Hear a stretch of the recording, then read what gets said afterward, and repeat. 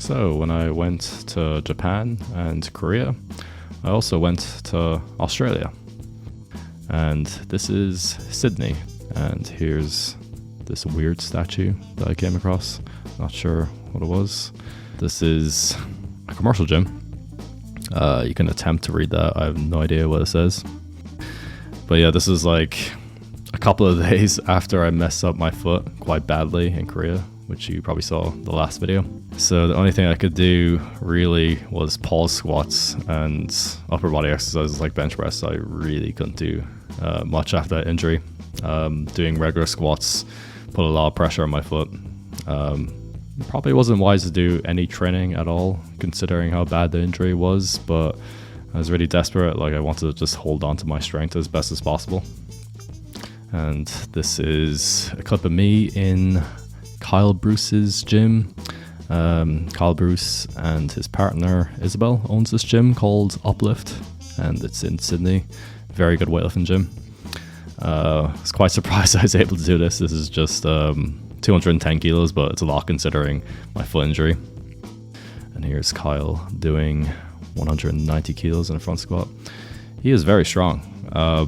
I think his best like clean and jerk is 200 kilos. At least there's a video of him missing 200 kilos. I don't know if he got there or not. But yeah, he's a really strong weightlifter. He got a medal at the Commonwealth Games. This is his partner, who is also very strong, Isabel. She can front squat 155 and clean and jerk 135, I believe. So super, super strong. So this was the second session I had with Kyle, I believe. He worked up to some heavy front squats, and then he moved on to power clean, power jerk, and then clean and jerk. It was quite interesting the way he trained. He took like massive jumps.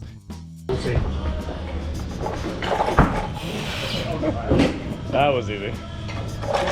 Maybe 60 would go. Put it back down. No. I wouldn't be cold then because you warmed up this.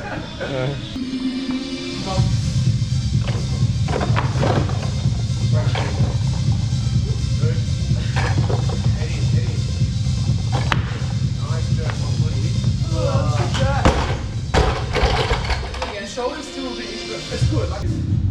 Come on in. Clean. Right. Good. In. Nice. Yes.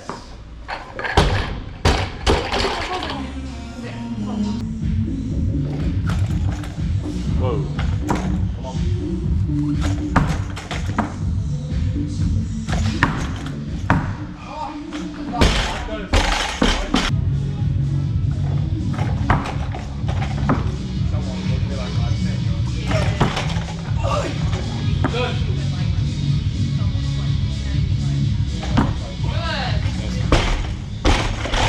So Kyle worked up to some heavy front squats, and then he worked up to some power clean, power jerk very quickly. He took like massive jumps, and then he stripped the bar and went to 70 kilos and started doing just regular clean and jerks. I couldn't keep up with this, so I just did some bench press.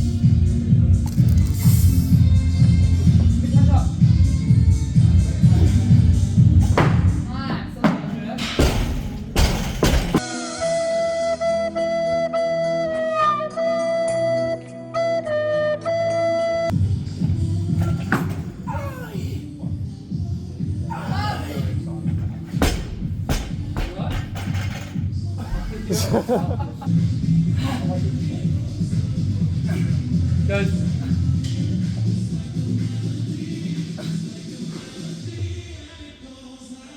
Come on. Push.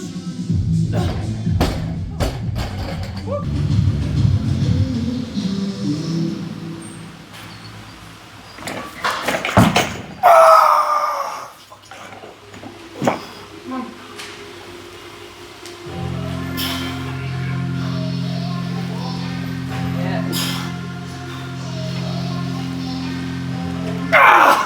That was a terrible play. So you like taking big jumps? Probably because my coach is Iranian. He was went to the Olympics in Barcelona '92, and he was in the national team. It's just how they program. I guess they like taking big ballsy jumps. So I've always been taught from a young age to not be afraid of the bar, and always if I need to do a big jump, I'm ready for it in competition. There's some sessions where I'll have a schedule where I'm like going 120, 150, 170. I might do 120. He'll go 170. You just need to be prepared for that. I don't know. He just tells me to do it, and I do it. So that's kind of why I do it. Yeah. Like all the Iranians do those big jumps. I would say most of them. Most of them practice big jumps. I mean, you see them in competitions, right? They're not afraid to do huge jumps like that. I mean, even the story of Sorab at the Rio 2016 Games. He started with 120, 170, 200, opened at 220, won the Olympics. So yeah, crazy.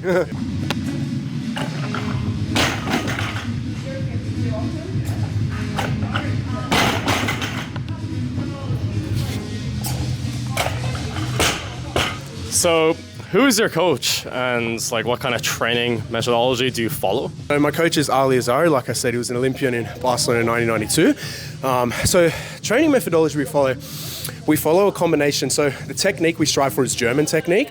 So I don't know if you guys remember old lifts like Mark Huster, even like recent lifters like Max Lang, like that really nice, precise precision, close to the thighs, good extension, just really crisp. So that's the technical model we follow.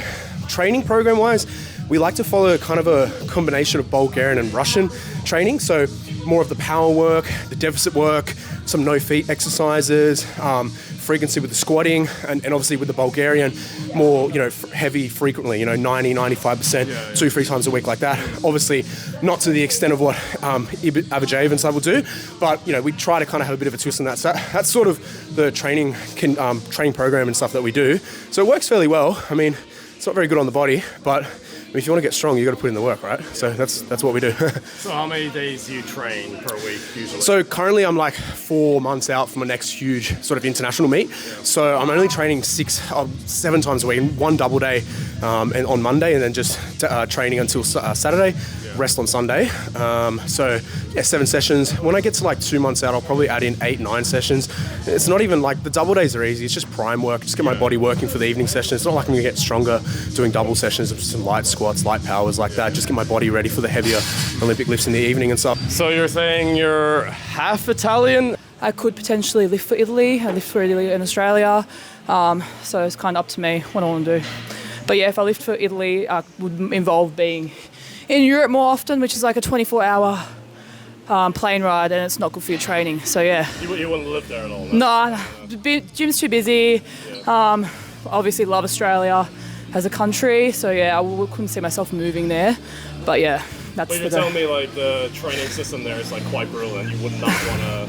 It's very... I went there for a couple of days, and some of the athletes train 3 to 4 times a day. They do squats twice a day. Basically, whole life revolves around training, which I'm not used to because I work full-time in Australia.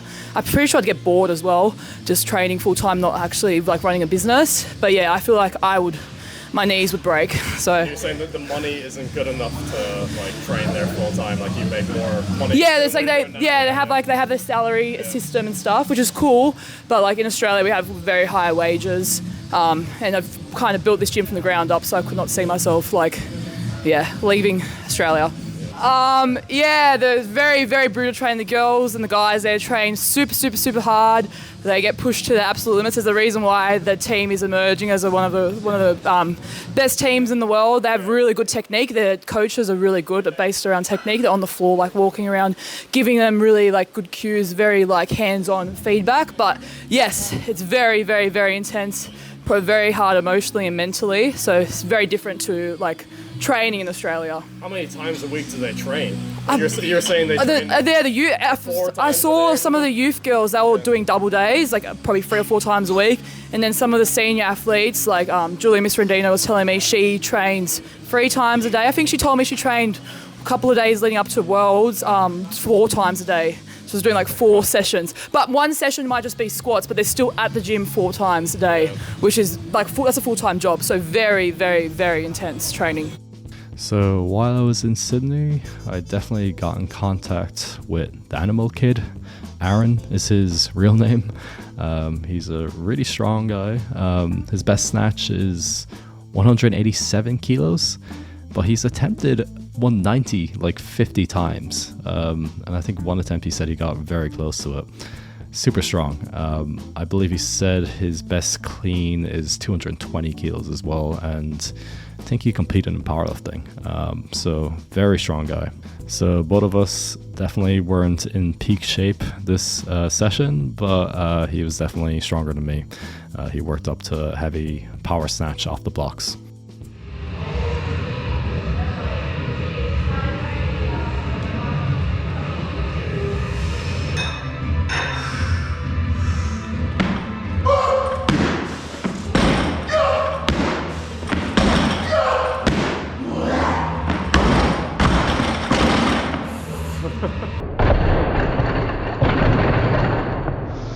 You alright?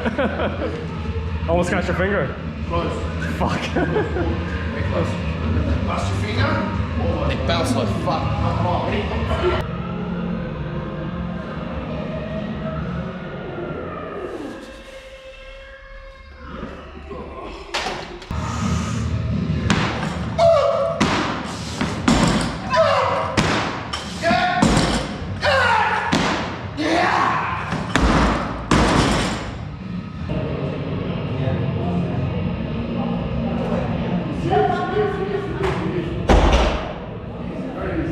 Can you tell me the story of you like attempting 190 in the snatch? Like how many times have you attempted that? So I probably would have attempted a 190 snatch over more than 10 occasions, lasting for about 2 to 3 years. One session I tried 190 10 times, and the last 3 attempts of those 190s were 191. I've only ever locked over about 50 attempts of trying 190, I've only ever locked it out once with a reasonable attempt at 190, and I think my shoulders are still wrecked from that. Can you tell me you're like suffering from some kind of like medical condition? Unfortunately, I got diagnosed with something called multiple sclerosis, which my left arm stopped moving for about 2 weeks. I lost about 15 kilograms. I started training again in the gym, but yeah, unfortunately, I just thought that I didn't want to pursue it anymore. It was just taking up too much of my time, but you never know what the future holds, I guess. So yeah, this is the last video from the trip. If you'd like to watch some more videos like this, you can check out my Patreon. On my Patreon, I actually uploaded deleted scenes from the Korea and Japan trip. I also have a video talking about my old squat program, which you might find interesting.